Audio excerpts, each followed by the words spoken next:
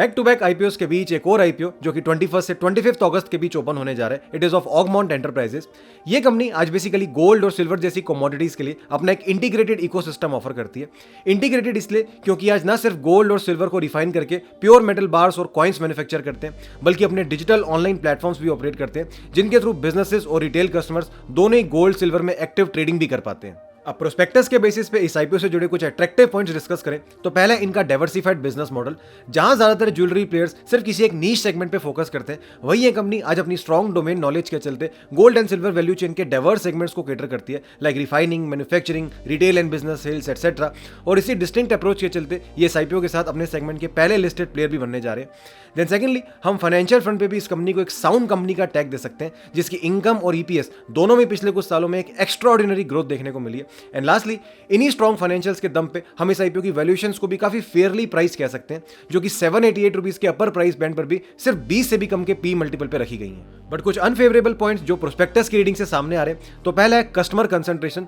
जो आजकल कई सारे आईपीओज में एक कॉमन कंसर्न देखने को मिलता है। ये कंपनी भी इस रिस्क से कहीं ना कहीं सफर करती है, क्योंकि पिछले फाइनेंशियल ईयर में ही इन्होंने अपना मेजोरिटी यानी आधे से ज्यादा रेवेन्यू सिर्फ अपने टॉप 10 कस्टमर से डिराइव किया था। Then second concern use of IPO proceeds को लेकर, जिसमें फ्रेश इशू से रेज किया गया एक सब्सटेंशियल अमाउंट ये अपने लॉन्ग टर्म बिजनेस ग्रोथ की बजाय सिर्फ वर्किंग कैपिटल रिक्वायरमेंट जैसी शॉर्ट टर्म नीड्स में इन्वेस्ट करने वाली है। एंड लास्टली, आज ये अपनी बिजनेस डीलिंग्स में अपनी ग्रुप कंपनीज के साथ काफी रिलेटेड पार्टी ट्रांजैक्शंस भी करते हैं, जिनका अमाउंट पिछले कुछ सालों से लगातार बढ़ता हुआ भी दिख रहा है, जो अगर इसी तरह चलता रहा तो आगे चलते कन्फ्लिक्ट ऑफ इंटरेस्ट के एंगल से एक कंसर्न बन सकता है। लेकिन अगर हम लार्जर पिक्चर के एंगल से इस इशू को जज करें तो हम स्टिल इसे एक सही आईपीओ की कैटेगरी में रख सकते हैं। ऐसा इसलिए क्योंकि इस आईपीओ को अच्छे फाइनेंशियल्स और फेयर वैल्यूएशंस का तो सपोर्ट है ही, पर साथ ही साथ इस कंपनी का wide operational footprint, strong asset light debt profile और इनका इंटीग्रेटेड बिजनेस मॉडल भी इन्वेस्टर्स को एक अच्छा कंफर्ट प्रोवाइड करता दिख सकता है। इसलिए ऐसे में अगर ये अपनी जीएमपी को पॉजिटिव टेरिटरी में मेंटेन करने के साथ साथ इन्वेस्टर्स का अच्छा सब्सक्रिप्शन सपोर्ट भी ले पाता है, तो हम इससे एक हेल्दी लिस्टिंग की उम्मीद रखकर जरूर चल सकते हैं।